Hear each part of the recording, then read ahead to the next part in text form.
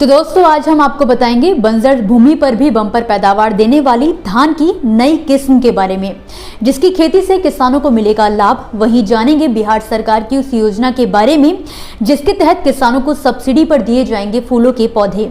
इसके बाद नजर डालेंगे G20 कृषि मंत्रियों की 3 दिवसीय बैठक पर 15 से 17 जून को होगा हैदराबाद में आयोजन। नमस्कार, मैं आपकी सेवक पारुल यादव और आप देख रहे हैं किसान बुलेटिन। खरीफ सीजन की शुरुआत हो चुकी है। जल्द ही किसान अपने खेतों में धान की रोपाई करना भी शुरू कर देंगे। ऐसे में जिन किसानों की जमीनें बंजर व कम उपजाऊ हैं, उनके लिए खरीफ सीजन में धान की खेती कर पाना मुश्किल हो जाता है। इस बात को ध्यान में रखते हुए कृषि वैज्ञानिकों ने धान की कुछ ऐसी किस्मों को विकसित किया है जिनकी खेती किसान ऊसर भूमि पर भी आसानी से कर सकते हैं। उत्तर प्रदेश में बड़े पैमाने पर किसान धान की खेती इसी कारण से नहीं कर पाते क्योंकि उनकी जमीन इसके अनुकूल नहीं है।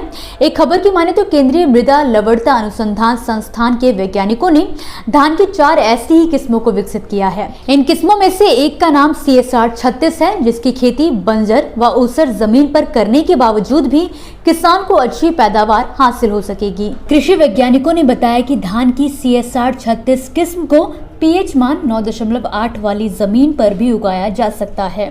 इस किस्म के धान के पौधों की लंबाई 100 से 110 सेंटीमीटर तक हो सकती है। इसकी फसल 130 से 135 दिन में तैयार हो जाती है। इसके दाने लंबे और पतले होते हैं। जहां उपजाऊ भूमि पर इसकी पैदावार 65 क्विंटल प्रति हेक्टेयर है, वहीं बंजर जमीन पर इसकी उपज 40 से 42 क्विंटल प्रति हेक्टेयर हो जाती है। खास बात यह है कि CSR 36 किस्म में रोग प्रतिरोधी क्षमता भी ज्यादा है। बिहार सरकार द्वारा किसानों को उद्यानिकी फसलों की खेती करने के लिए लगातार प्रोत्साहित किया जा रहा है। इसी कड़ी में अब बिहार सरकार अगले महीने किसानों को फूलों की खेती करने के लिए सब्सिडी देने जा रही है, जिसके लिए उद्यान निदेशालय द्वारा सारी तैयारियां भी पूरी कर ली गई हैं। केवल राज्य सरकार की तरफ से ही हरी झंडी मिलने का इंतजार किया जा रहा है। खबर की माने तो सरकार बिहार के पहले फ्लोरिकल्चर सेंटर को NH 20 पर बनाया गया है। ये फ्लोरिकल्चर सेंटर बिहार शरीफ स्थित भागन बिगहा में है। इस फ्लोरिकल्चर सेंटर में दर्जन भर से अधिक बेहतरीन फूलों की किस्में उगाई गई हैं।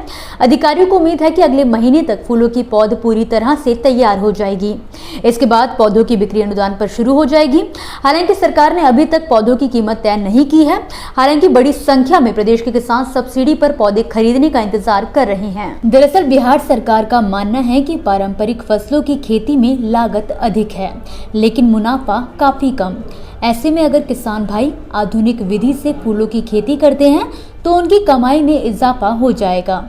यही वजह है कि राज्य सरकार ने सब्सिडी पर फूलों के पौधे किसानों को देने का मन बनाया है।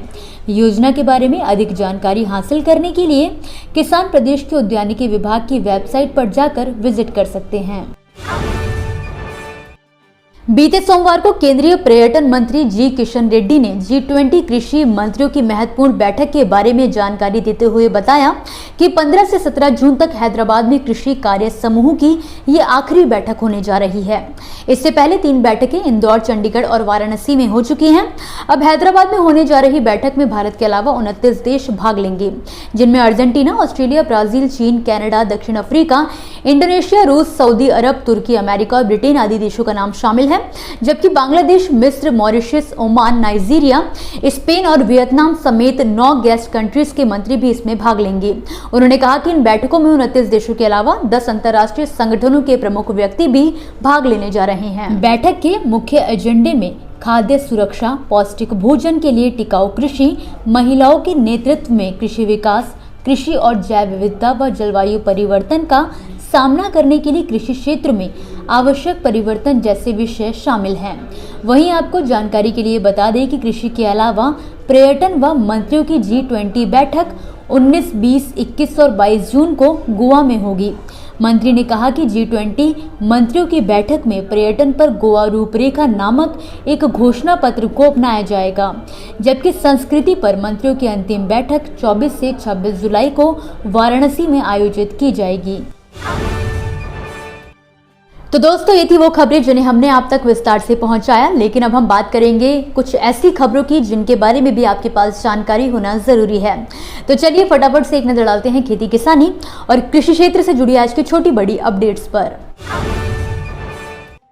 हरियाणा में भूजल स्तर बहुत तेजी के साथ नीचे जा रहा है। ऐसे में हरियाणा के मुख्यमंत्री मनोहर लाल खट्टर की सरकार ने समय से पहले धान की बुआई करने पर किसानों के खिलाफ एक्शन लेने का फैसला किया है। सरकार ने कहा है कि अगर किसान 15 जून से पहले ही धान की रोपाई करते हुए पकड़े जाते हैं तो उनकी फसल को नष्ट कर दिया जाएगा। साथ ही साथ किसानों से 10,000 रुपये प्रति एकड़ की दर से जुर्माना भी वसूला जाएगा। महाराष्ट्र में बड़ी संख्या में किसान नकली बीजों की समस्या से परेशान हैं, जिसको देखते हुए सरकार अब जल्द ही इसके लिए एक कानून लेकर आ रही है। इस कानून के बारे में जानकारी देते हुए हाल ही में राज्य के कृषि मंत्री अब्दुल सत्तार ने बताया कि जल्द ही फर्जी सामान बेचने वालों को कम से कम 10 साल की सजा होगी। इसके लिए कानून जल्द बनाया जाएगा। हाल ही में बिहार की राजधानी पटना में price policy for rabi crop 2024 से 25 मार्केटिंग सीजन के निर्धारण के लिए कृषि एवं लागत मूल्य आयोग द्वारा एक बैठक का आयोजन किया गया, जिसमें पूर्वी भारत के 5 राज्यों उड़ीसा, छत्तीसगढ़, बिहार, पश्चिम बंगाल और झारखंड में वर्ष 2024 से 25 के लिए चना, मसूर, सरसों, गेहूं और मड़ुआ की MSP में बढ़ोतरी करने की कोशिश के बारे में जानकारी दी गई है। हाल ही में उत्तर प्रदेश सरकार द्वारा डेयरी किसानों को गांव में ही दूध का उचित दाम दिलाने के मकसद से 1000 करोड़ रुपए की लागत से नंद बाबा डेयरी मिशन शुरू किया गया है। इसके तहत सरकार गांव में ही डेयरी किसानों को बाजार की सुविधा मुहैया करवाएगी। आपको बता दें कि नंद बाबा डेयरी मिशन के तहत योगी सरकार ने अत्याधुनिक तकनीक पर आधारित प्रोसीजन डेयरी फार्मिंग को बढ़ावा देने की पहल की है।